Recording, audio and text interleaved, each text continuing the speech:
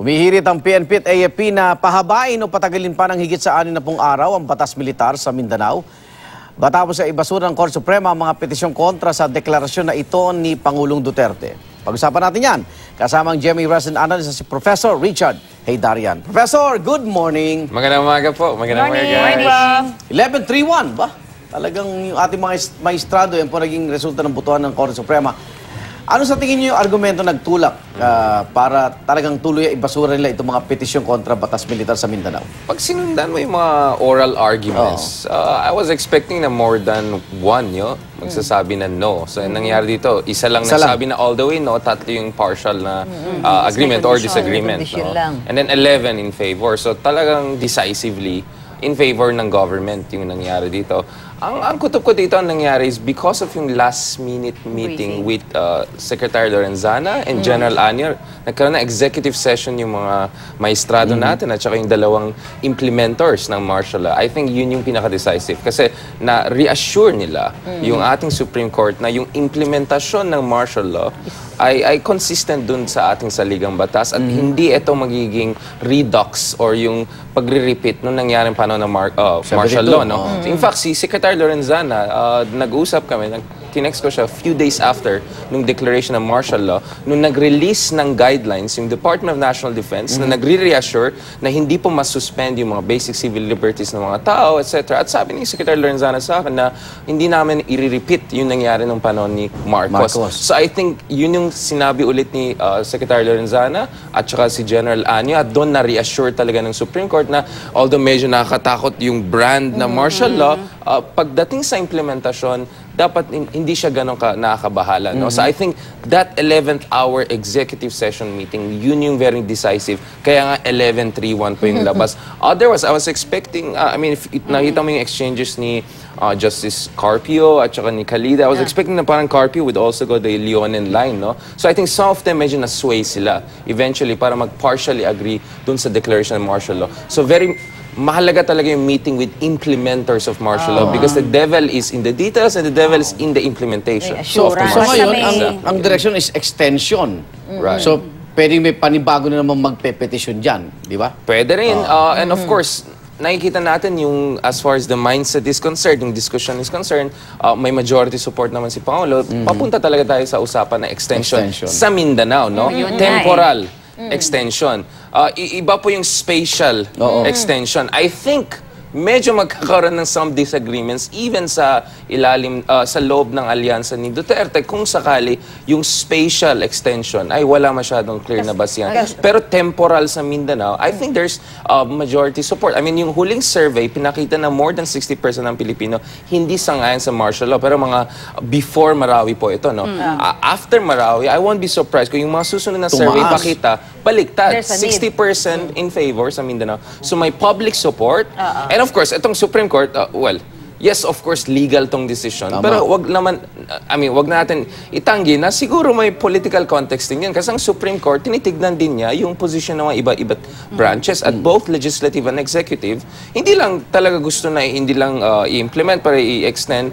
Tinetreaten din nila yung Supreme Court. So, remember, Supreme Court at yung judiciary yung weakest sa tatlong branches of the state, no? At yung budget nila, nakasalalay din dun sa mga dalawang branches. So, I'm not saying na purely political ito, but I think hindi mo rin pwede sabihin na hindi kinonsidera ng ating Supreme Court yung broader political context of vast public support. Mag-follow up lang din kasi on that note dahil sinasabi ng ibang mga militant groups, di ba, na dahil dito sa Supreme Court decision, mas magiging madali na eventually para mag-declare sa buong bansa ng martial law.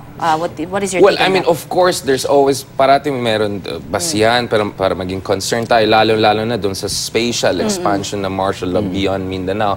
Pero pag talagang titignan mo yung sitwasyon sa Mindanao, mukhang nakonbinse yung ating Supreme Court na rebellion talagang pinag-usapan dito.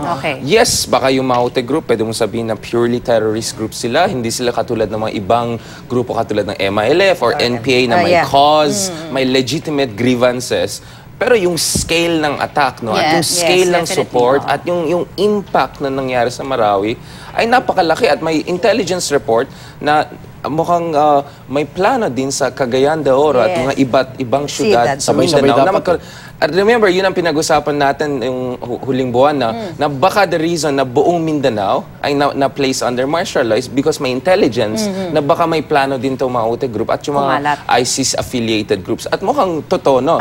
At dahil sa martial law, of course, ang ating gobyerno may extensive legal leeway sila ngayon para magkaroon ng preemptive apprehension at saka magkakaroon ng extensive crackdown doon sa mga sleeper cells or yung mga iba't ibang grupo na pwede ma-involve dito sa ISIS-related activities. So at least ito binibigay ng leeway dyan sa ating gobyerno kasi pinag-usapan din natin dati yun Pag kinumpara mo yung Pilipinas sa ibang Southeast Asian countries, tayo po yung may pinaka-restrictive na legal framework no pagdating sa counter-terrorism. Nagkaroon ng study ito sa Singapore, no? Pag tignan mo yung Singapore, Malaysia, may mga internal security act sila. Yung Indonesia, very strict din yung kanilang batas. Yung sa atin, more emphasis yung freedom talaga, basic civil liberties. So dito sa martial law, mukhang na-convince yung Supreme Court na ma-strike natin yung balance between national security at counter-terrorism tsaka yung mga basic civil liberties ng tao. Prof, yung lumabas na artikulo sa Reuters, yung sinasabing proposed deal ni Pangulong Duterte sa Maute Group para matapos na yung gulo. Yung mga back-channel talks na sa tingin mo, makakatulong ba yan or makakasama pa? Well, kailangan mo ng back-channel talks, lalong-lalo na kung may mga tao na ipit doon, no?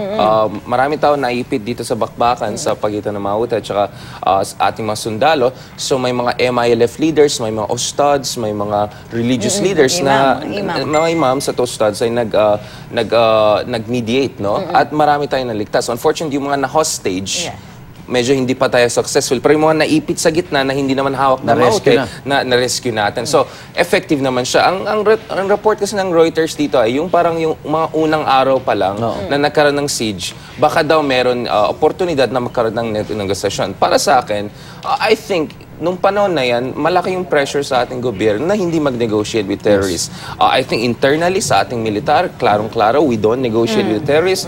Externally, I'm sure yung ating mga aliado, Amerika, iba't ibang bansa, sabi nila, huwag tayo mag-negotiate. Kasi dangerous precedents po yan. And remember, in the first few days, from position of weakness tayo kung nag-negotiate tayo. Kasi mahalaga mag-negotiate ka, pero dapat mag-negotiate ka from position of military strength. In our own strength. Exactly. So ang ginagawa so ngayon, mag-negotiate tayo, but clearly tayo in position of strength. Kasi halos 96% ng mga barangay sa Marawi, hawak ng ating gobyerno. Sila yung isolated ngayon. So, of course, in theory, parating maganda na magkaroon ng negosasyon, pero dito kasi ang context ang kausap mo, Maute at ISIS affiliates. So under those circumstances, mukhang ang basa ng ating gobyerno, the best thing to do is treat it as terrorism and therefore dapat no tolerance. Zero tolerance. Okay, maraming salamat po, GMA Resident Analyst Professor Richard Heydarian. Thank you, Prof. Kamusta po? Sige po. Good morning.